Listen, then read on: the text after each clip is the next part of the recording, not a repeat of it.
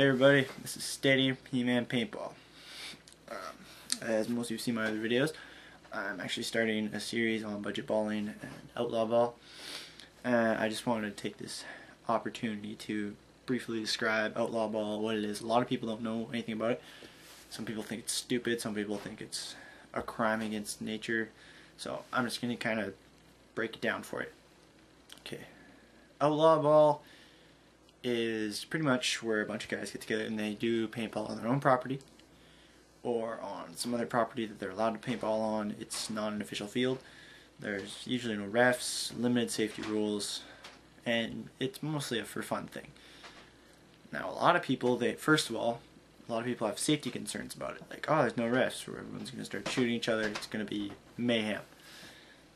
Now usually when you do this, and first before I hit anywhere, before you outlaw ball, figure out your local laws and get permission to use the property. I don't know how many cases I've heard people like, oh, that's dumb, because one time I did it on freaking government land and a cop came by and he arrested us all and took away our paintball guns. Oh, that means outlaw ball is stupid. No, that just means you're an idiot.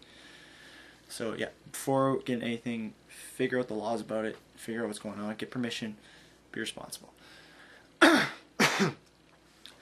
Okay, okay, so first of all, safety rules. A lot of people, outlaw ball, it can be very dangerous, but it can also be lots of fun and very safe. Now, one thing you should always do is have a designated safe zone. Now, this safe zone, it should be protected from shooting. Like what a lot of people will do is when they have bush ball courses, they'll have the bush ball courses further in the bush, and they'll have the safe zone in a clearing, which is a good distance away from the course. Not so far that it's a pain to walk, but, you know, so it's not in the shooting lanes. No paintballs are going to make it through the brush. You're usually relatively safe. Or they'll have behind a mound, or someone might, I don't know, park a truck in the way. I don't know. But, or a building. Just have a safe zone where you can go, you can take off your mask after a game, and you can just hang out. And have like a point where everyone knows their masks have to be on. Like tie a ribbon in a tree, make a sign. Like on my personal outlaw, I do a personal outlaw ball course. I'll take the video camera there one day to show you guys what it's like. I set mine up very much like a field. I don't really use it much anymore because I play a lot of tournament ball. But yeah, so have a spot where a sign or a ribbon or anything where people know, oh, I gotta put my mask on here and I gotta put on my barrel bag here, or you know, just something like that. Before you go out there, make sure everybody knows the rules, because a lot of people will be like, oh, I didn't know that, and yeah. Second thing about outlaw ball, safety-wise, make sure you're doing it with people you can trust. Like, honestly, don't do it with some guy you met off the street. Make sure he's your friend. Make sure he knows you, because somebody might get shot, someone could get injured, and you know who they're going to sue? They're going to sue you, because it's your property. You let them do that. So make sure they're trustworthy, stuff like that. Okay, second thing. A lot of people are really concerned about outlaw ball because they say it's, quote, killing the industry.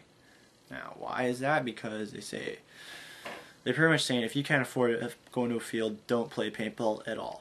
Because, like, I know it is a good argument, because you gotta support your fields, you gotta support your stores. Because if you don't, no, who is? And they're gonna close. But outlaw ball, in my opinion, is for the people who don't have a field within any reasonable distance. Like maybe you can't drive, maybe all your friends can't drive, you can't get a ride like an hour away to your field every weekend. That's understandable. Or if you can't afford it, if it's like, oh, I can afford this $15 a week and play every week, but I can't afford this like $50 a week or $40 or freaking $60, $70 a week, because that's just too much money for me. I'm out of work, I don't have a job, so do that. And a lot of people are saying like, oh, if you play outlaw ball, you're not supporting the industry, you're not doing this, you're not doing that, you're not buying stuff, you're not supporting a field, you're not buying a lot of paint.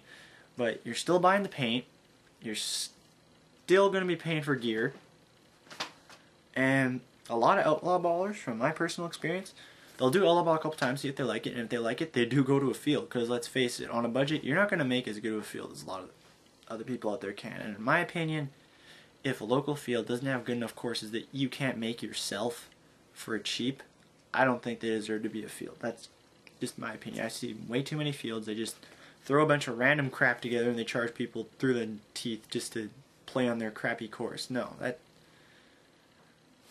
but that's just me. But yeah, Outlaw Ball. Outlaw Ball, what do you need? You need all your own gear. You need a good setup. You need a fairly big tank or multiple tanks. Some people, if you get in a big enough Outlaw Ball group, they might have a fill station there. They might have a CO2. CO2 is more popular in Outlaw Ball. Just putting this out there now because there's a lot more power in CO2. I know it's not as good of a gas, but yeah, I'm gonna go into that on a different show. But just putting the concerns out there. I'm addressing